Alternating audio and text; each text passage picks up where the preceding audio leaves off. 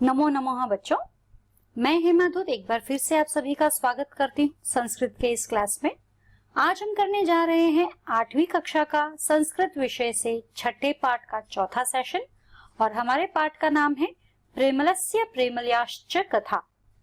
अब तक तो ये कथा आपको पाठ हो गई होगी कि प्रेमल और प्रेमली की कहानी जो है, किस तरह से प्रेमल आता है थका हुआ घर पर और प्रेमली से कहता है कि मुझे पानी गर्म कर दो ताकि मैं स्नान कर लूं और मेरी थकान उससे मिट जाए, और किस तरह से अपने वाक चातुर्य से यानी अपने कथन से प्रेमली जो है ये सारा का सारा कार्य, पानी गर्म करने का सारा कार्य जो है प्रेमल से ही करवाती है।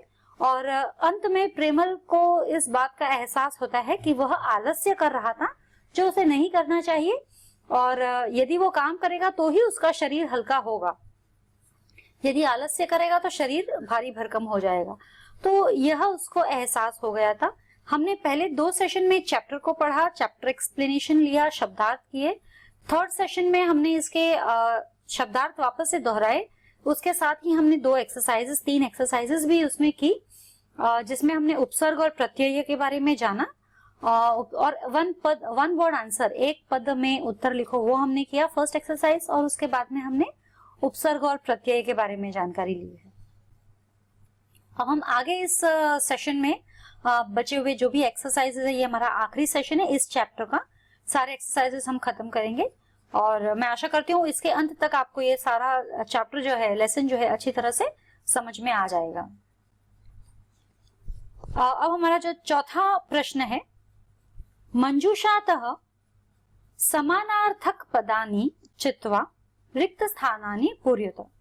इसके अंदर जो है रिक्त स्थान, मैंने ऐसा टेबुलर फॉर्म नहीं बनाया है, इसमें मैंने डायरेक्टली आंसर्स लिखे हैं, लेकिन ये जो है क्वेश्चन जो है इसमें आपको समानार्थी टेबल जैसा है और उसमें आपको मीनिंग वाले वर्ड उसके सामने बताने हैं, या फिर मैच द कॉलम भी होता है कभी कभी। मैच द कॉलम में भी हमें समान अर्थों वाले शब्दों को डालना पड़ता है। तो अब हमारे जो ब्रैकेट्स में वर्ड है, ये तो फिल इन द ब्लैंक्स वाला है। ब्रैकेट्स में हमारे कुछ वर्ड दिए हुए हैं, निकटे, अधुना, कथयति, ददासी, हस्तेन, संस्थाप्य, पुष्पम, तनुः। ये हमारे कुछ वर्ड्स हैं। ये जो मीनिंग्स है और इनसे रिलेटेड जो वर्ड्स हमको दिए हुए हैं उनके मीनिंग हमको यहाँ से मैच करने हैं। तो हम देखते हैं, मैंने डायरेक्टली आंसर्स यहाँ पे लिखे हुए हैं।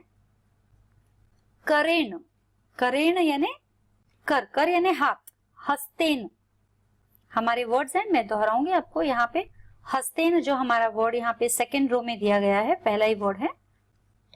फिर कुसुमम, कुसुमम, पुष्पम, फूलों समान, कुसुम फूल, फूलों समान, पुष्पम, ये भी पुष्पम भी वर्ड यहाँ दिया हुआ है। पुष्पम जो सेकेंड रो में थर्ड वर्ड है।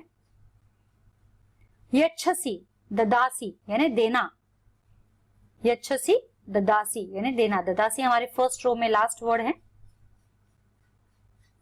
स्थापयित्वा, स्थापयित्वा अगर हम स्थापन करने की बात करते हैं तो संस्थाप्य जो सेकंड रो में सेकंड वर्ड है हमारा, संस्थाप्य। अब हम आगे बढ़ते हैं। वदति, वदति यानी कहना, कथयति, वदति यानी कहना, कथयति, ये जो हमारा वर्ड है यहाँ पे कथयति फर्स्ट रो में थर्ड वर्ड हमारा आ गया है। सांप्रतम, सांप्रतम यानी अधुना, अब, सांप्रतम, अधुना, अब। यहाँ पे अधुना वर्ड जो है हमारा ये रहा, अधुना वर्ड इधर आ रहा है। अब जो अगला वर्ड है हमारा शरीरम, शरीरम यानी तनुः, तनुः हमारा ये रहा वर्ड यहाँ पे, तनुः। अब जो है अगला वर्ड पार्श्वे, पार्श्वे यानी निकटे, ये वर्ड भी हमको दिया हुआ है यहाँ पे, पहला ही वर्ड है हमारा निकटे, ठीक है। तो ये हमारा हो गया निकटे, पार्श्वे, निकटे। तो अगर हमें समानार्थी वर्ड्स को रिपीट करते हैं तो करेण यानी हस्तेन, कुसुमम यानी पुष्पम, यच्छसि यानी ददासी, स्थापयित्वा यानी संस्थाप्य, वदति कथयति यानी कहना, सांप्रतम अधुना, शरीरम तनु, पार्श्वे, निकटे, ये हमारे हो गए यहाँ पे समानार्थी शब्द। अब हमारा अगला प्रश्न है, 5वां प्रश्न है, निर्देशानुसारम उपसर्ग क्रियापदम च पृथक कुरुत, यानी कि निर्देशन के अनुसार ये जो नीचे जो शब्द दिए गए हैं ये सारे क्रियापद है। क्रियापद जो हमेशा सेंटेंस के एंड में आते हैं, जिसे हम एडवर्ब्स भी कहते हैं, ये क्रियापद है, इनमें उपसर्ग है, उपसर्ग वाले ये क्रियापद हैं, तो इनका हमें उपसर्ग अलग करना है और पद अलग करना है। तो जो पहला वर्ड है हमारा प्राचलत, तो प्रा हमारा उपसर्ग हो गया, अचलत जो प्र हमारा उपसर्ग हो गया है, और क्योंकि अ और आ होता है, संधि में हमने किया है, तो यहाँ पर आ की मात्रा है प्रा, तो हमने प्र ले लिया है उपसर्ग में, तो शुरुआत हमारी अ से ही होगी, अचलत। ठीक है। निर्दिशित, निर्दिशित, यहाँ पे निर जो है हमारा उपसर्ग है, तो र जो है आधे की मात्रा में आ जाएगा, तो अभी भी अ बचता है। अदिशत हमारा जो शब्द है, पृथक शब्द जो है वो अदिशत। आगच्छत, तो आ हमारा जो शब्द है उपसर्ग है वो है आ, और अगच्छत, अगच्छत हमारा जो ये शब्द हो गया। अगर मुझे लगता है आपको ये शब्द दिखाई नहीं देता होगा, तो अब मेरे ख्याल से आपको शब्द दिखाई देगा अच्छे से। तो निर्दिशत, निर्दिशत मतलब निर हमारा आ गया, यहाँ पे र पर आधे की मात्रा है, यानी अ बचा है हमारा, तो अदिशत, बाकी तो पूरा हमारा यही रहा। आगच्छत, आगच्छत यानी आ, और अगच्छत, अ और आ भी मिलकर आ ही होते हैं। आगच्छत, तो आ का तो आ ही गया है, और इधर पहले अगच्छत हमको डालना पड़ेगा, जो हमारा शब्द बन रहा है, पृथक शब्द बन रहा है। अगला हमारा है अवतारयत, अवतारयत यानी अब हमारा आ गया अव, तो व आ गया है, यानी अ की मात्रा है, और व पर आ की मात्रा है, तो हमें अ से ही शुरुआत करनी होगी। अतारयत, अतारयत, तो हमने अ से ही शुरुआत की है, तो ये हमारा उपसर्ग हमारा अव आ गया है। पराभवत, परा, परा हमारा शब्द आ गया है, उपसर्ग आ गया है, और अभवत, अभवत हमारा पद आ गया है। प्राक्षालयत, प्राक्षालयत में प्र आता है, और प्र के साथ में हमें अ लेना पड़ेगा, तो अ और अ मिलाकर आ हो जाता है, जो प्रा यहाँ पर हमारा है। प्र प्लस अक्षालयत, तो प्र प्लस अक्षालयत ये हमारा उपसर्ग हो गया है प्र, और हमारा पद हो गया है अक्षालयत। अब जो हमारा अगला प्रश्न है, अधोलिखितानि वाक्यानि घटनाक्रमानुसारम लिखत, यानी कि नीचे दिए गए जो वाक्य है ये घटनाक्रम में नहीं है, यानी कहानी के हिसाब से जो कार्य हुए हैं ये ऊपर नीचे है, तो इनको हमें घटनाक्रम में लगाना है। पहले मैं ये सारे सेंटेंसेस रीड करूंगी और फिर उसके बाद में हम आंसर्स करेंगे। पहला क है, सह हंडीम अवतारायत, हंडी उतारना, तो हंडी उतारना तो पहले तो नहीं आ सकता। सह चुल्ली मज्वालयत मतलब चुल्ली जलाना, यह भी हमारा पहले नहीं था। सह हंडी स्नान गृहे अस्थापयत, हंडी को स्नान गृह में रखता है, वो भी हमारा नहीं है। सह घटे जलम भरता, वह जल भरता है। प्रेमलः गृहमागच्छत, घर आता है। सह जलमोषणम करोता, जल उष्ण करता मतलब जल गर्म करना, जलमोषणम करोता। सह भोजनम करोता, भोजनम करोता यानी भोजन करते हैं। सह स्नानम करोता, स्नान करते हैं। तो यहाँ पर जैसे कि आप देख सकते हो, अगर आपको स्टोरी अब तक याद हो गई होगी, तो सबसे पहले वह प्रेमल जो है घर आता है, राइट।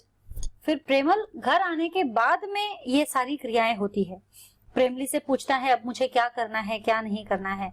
तो अब इसके पहले अगर देखते हैं, सबसे पहले तो घर आता है, तो उसके बाद में दूसरा हमारा यह होगा जल भरत, जल भरेगा, और फिर उसके बाद में जल को गर्म करेगा, च वाला आ जाएगा।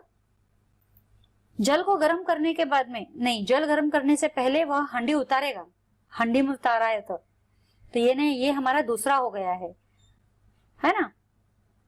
गृहमागच्छत के बाद में हंडी उतारा है, तो फिर जल भरत, जलम भरत, जल भरेगा।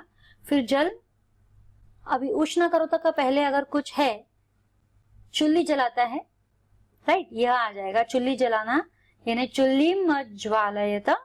और फिर उसके बाद आ गया हमारा जलम उष्ण करोत।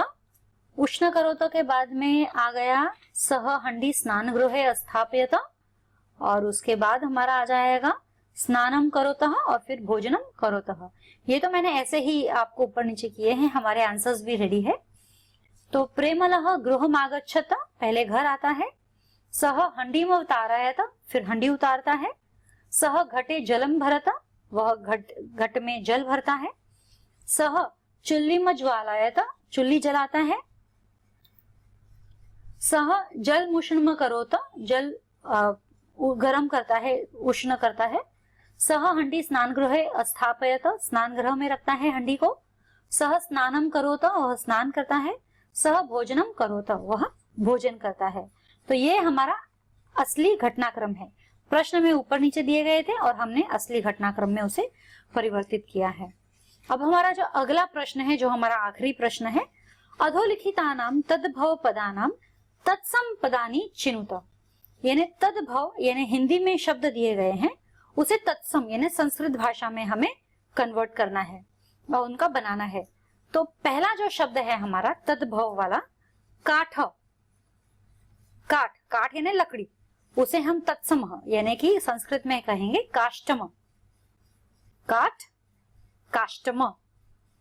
फिर आता है हमारा हांडी, हंडी, हांडी हम हिंदी में कहते हैं, हंडी हमारा संस्कृत शब्द हो गया है। अगला शब्द है चूल्हा, जिसे हम संस्कृत में कहते हैं चुल्ली, चूल्हा चुल्ली। कुआं, कूपह, कुआं कूपह। फुंकना, फुत्कारः, फुंकना फुत्कारः।